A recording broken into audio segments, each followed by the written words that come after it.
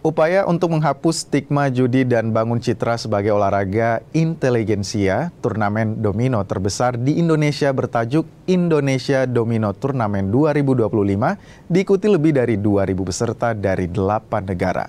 Senang dapat berkumpul dengan teman-teman semua. Federasi Domino Indonesia, PB Pordi, bekerja sama dengan pengembang game Hicks Games Island menggelar turnamen domino terbesar se-Indonesia bertajuk Indonesia Domino Turnamen 2025.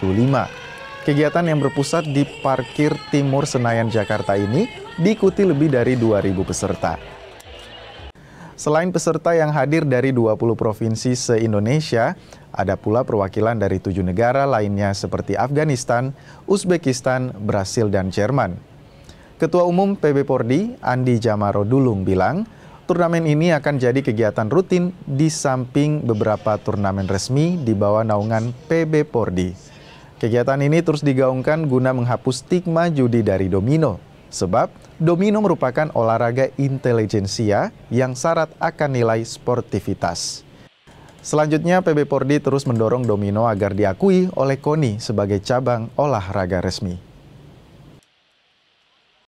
Proses untuk sampai diakui sebagai cabur sedang berjalan dan itu memang kewenangannya ada di KONI. KONI sebetulnya sudah memberikan rekomendasi, lalu kemudian Menkumnya sudah ada, sehingga sebetulnya tidak ada lagi keraguan bagi KONI untuk menetapkan domino sebagai cabang olahraga resmi di Indonesia.